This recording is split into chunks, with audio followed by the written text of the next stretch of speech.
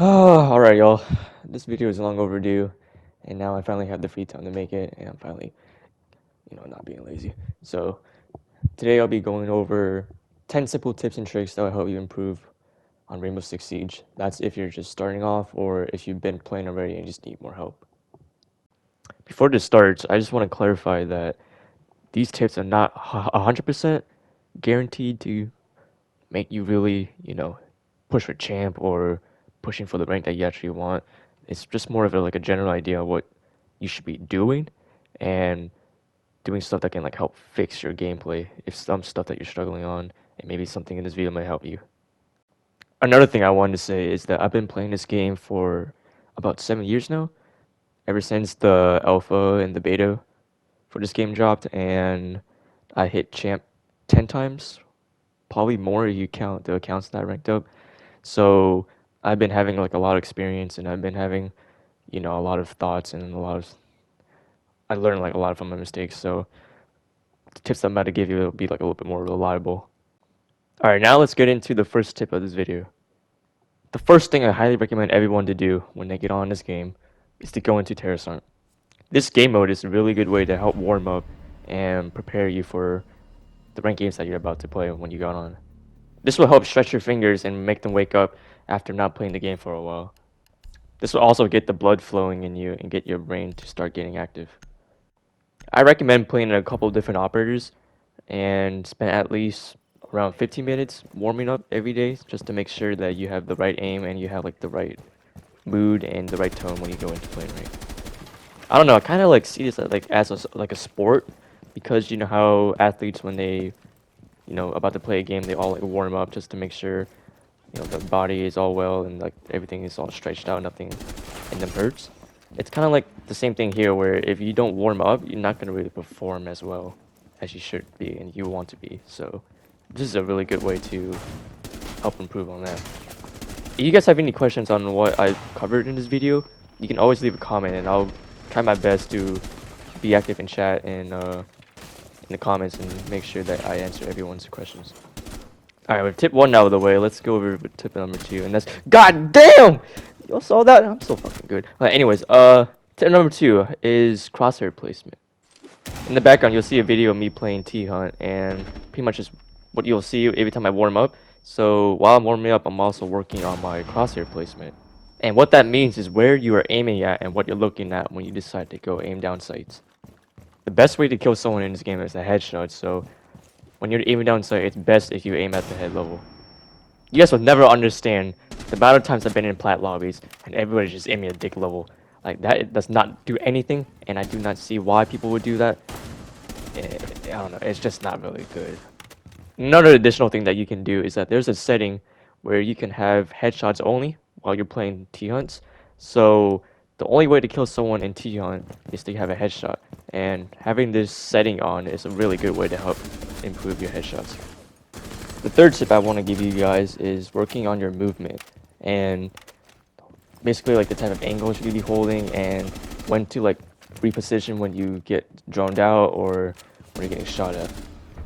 To be honest, before making this video, I've never really mainly focused on my movement as much. I've seen so much on my YouTube comments or when I'm live streaming on Twitch, people always ask me, they always watch my videos for my movement and see how I hold angles and all that, and I never really pay attention to any of that. It's just pretty much common sense for me, and I never really thought of it like that. So basically, I feel every time you get droned out or every time people know where you are, it's best to always keep moving. The less likely they know where you are, the better it is for them to push you and get a pick on you, and then that gets them man advantage over the round. Another tip that I can give for movement is that I feel it's always best to always stand up, and crouching and proning. I never really do as much anymore.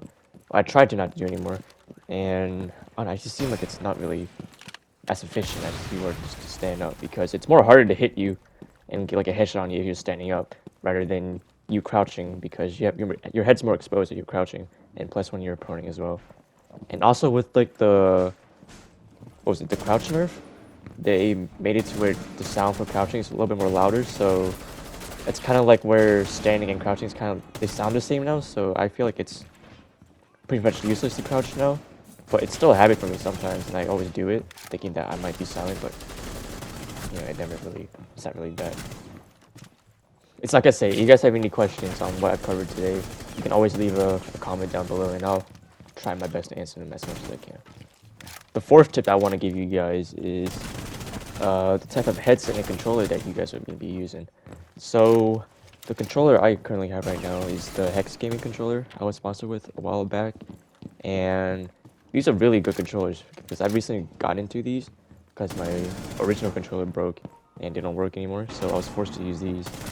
And I'm in love with the paddles. Like, I didn't like it at first, but ever since I got like warmed up to it, it's actually really good. And playing with paddles, I feel like my KD went up more when I started using paddles. And the headset that I'll be using is the Astro A10s and the Astro A20s, Gen 2 ones.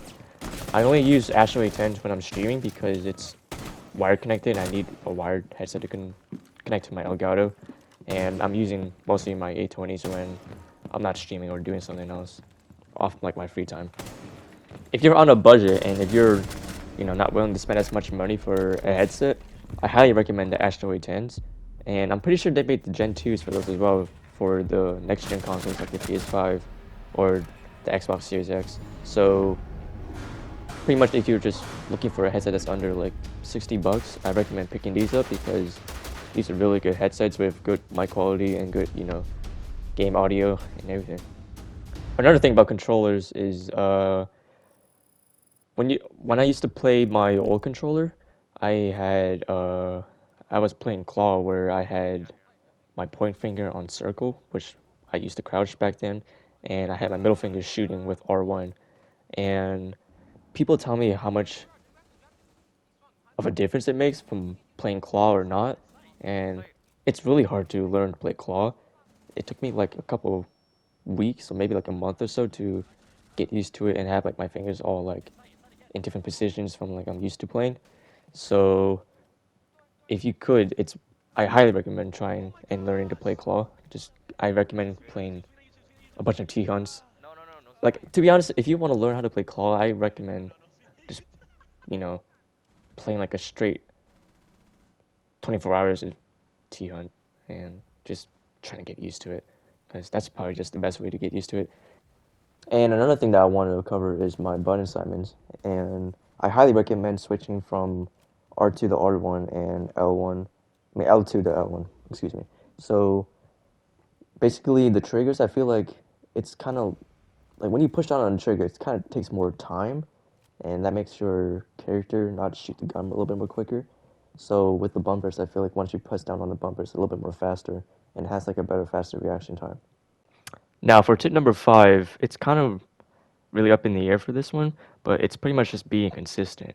So what I mean by that is that are you winning, you know, the amount of games that you should be winning, or, you know, if you're losing a lot of games and all that, I feel like I recommend you guys just, you know, taking a break or just getting off completely for the day, because apparently that's not, you know, a good day for you, and playing bad is not a good way to rank up, and it doesn't get you in the mood to play.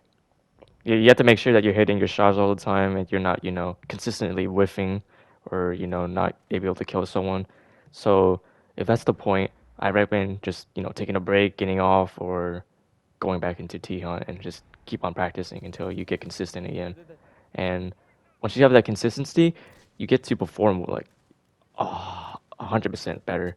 And it's just something that I've been noticing a lot when I'm streaming, because I get really consistent when I stream a lot, and I tend to play better when I'm streaming as well. So that's why I like streaming, and you know, it just puts me in a good mood, and overall just makes me play a lot better.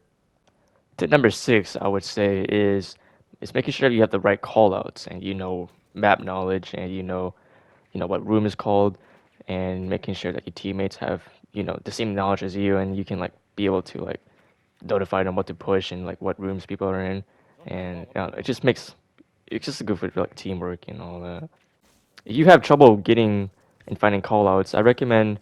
It's weird, but there's some apps that I've seen on like the App Store where people have like you know, like the layout of like every single map, and they have like every single like room named after it. So you can like legit go on the app and you can like basically just test yourself on like where every map is, and like all the rooms are, and like every name for them, and it just helps you get better. And plus another thing is that you can watch Pro League as well, and people can, you don't really hear callouts in Pro League, but you can like see like the methods they're doing, and you can see like all their. It's pretty much just learning the meta of the game, and pretty much learning all the strats and learning how people play, and it just gets, you know, it helps you improve. So tip number 7 is pretty much finding the right squad to play with, or if you're willing to solo queue, just prepare for yourself for playing like a 1v5 the whole game, because you can't really rely on teammates as much when you're solo queuing. Because if you pretty much don't do the work, you're probably gonna end up losing half the time. So just when you're just playing, I just highly recommend getting a squad. Like it may seem that I don't do it as much because I kind of really have like the experience, and I have like I know what I'm doing already, and I'm pretty much can like carry my own weight when I'm solo queuing. I just sometimes have to get lucky when I get, you know, random teammates that are really good or not. So best way to play is just get a squad. You know, go into a couple of Discord servers maybe.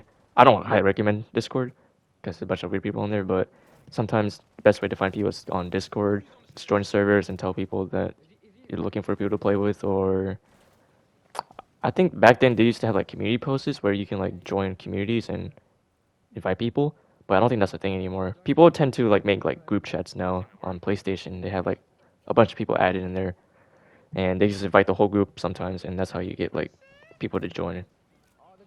So now for tip number 8 is what kind of sensitivity are you going to be using? So there's two different types of sensitivities. There's low and high sensitivity. Pretty much high sensitivity is where if you're an outgoing person and you want to like do flicks and you want to do like some cool tricks and shots, and if you want to like, I don't know, you tend to have like more of like a, what do you call it? I don't know, it's just moving your finger a lot less, and you can like tend to like aim a lot better with high sense. But for me, I prefer low sense, and I feel like it's more consistent being a low sense player than just to be a high sense player. And I don't know, I just feel like with low sense you can lock on to people more better, and you can like, because I tend to like freak out a lot, and I tend to like move the sticks a lot more. So sometimes I freak out and I might like move the stick to like the right a lot, and I just, you know, it doesn't, I don't really hit the target as much. And with low sense, it kind of like helps decrease that amount of like stress. So every time I get into like those big clutch opportunities, I don't really freak out as much, and I just tend to be consistent with my aim. I keep lock on the heads, and it just helps me overall. The ninth tip that I want to give you guys is the pattern recoil for different types of weapons. So different operators have different weapons, and the recoil pattern for those weapons tend to change, and they're not really the same for each gun. So the best way to test this is to go into shooting range and just pretty much hold down the trigger and not aim at all, and you can see like the different patterns the gun tends to go. So to be able to control this, you have to aim at the opposite way. So you can see here, Sledge's gun goes to the left and up. So when you're shooting down, it's recommended to push down and right on your right stick so you can control that recoil. And finally, the last tip I can give you guys is what type of attachments you guys are going to be using. Not every operator has all the attachments. For like example here, Ying pretty much has like every single sight in the game, and she has every single barrel and every single grip. But for like an operator like Jaeger, he doesn't have like an ACOG, or he doesn't have 1.5s. So I highly recommend using 1.0s as much as you can, and that's pretty much just reflex sights, hollow sights, and red dots. Because I feel like every operator has this like availability, so it's always best if you know how to use 1.0s. It's really good because every operator has this. So if you just know how to use a 1.5, and if you go on defense and pretty much you play Bandit and he doesn't have 1.5, it's gonna be really hard to like adjust to that 1.0. So for the attachments, I highly recommend using Flash Hider because it's pretty much the best attachment there is, because it's pretty much all vertical recoil, and the Flash Hider really helps for it. And pretty much the only operator I can think of that I can use comp for is pretty much Ella, because she kind of has like a horizontal recoil pattern, so the comp really helps with horizontal. And for pretty much DMRs and snipers, I use the the muzzle brake because it kind of helps with single shots. And I do not recommend using silencers. It's not Call of Duty where people have like UAVs and silencers tend to like hide out that's the kind of stuff. But in Siege, it kind of doesn't. There's no UAVs or any like streaks or anything to like benefit you from not shooting. So, but the silencer is pretty much useless, and it tends to like take down your like damage for the gun. So yeah, that's pretty much all for today's video. I know my content fucking sucks, but it's my first time doing these type of videos, and I know I pretty much missed out like on a bunch of stuff that I haven't covered. So if you guys have any tips that you are willing to give to other people in chat, you can put it down in the comments, and people will tend to read them and try to help improve on that. So yeah, pretty much thank you everybody for watching, and I just want to say thank you for all the support that I've been getting recently on this channel. We were able to get at least 20K in like under like a year and a half, or maybe like under 2 years, and we plan on getting like another 5,000 by the end of this year. So I really much appreciate it. So thank you everybody. I love you all. Oh yeah, so another thing before I end, if you guys tend to want to watch me live when I play sometimes, I'm always streaming on Twitch. I try to stream daily now, or maybe like every other day when I have the time. So if you guys don't mind dropping me a follow on Twitch, that'd be much appreciated. So yeah, thank you everybody. I hope you all have a good day.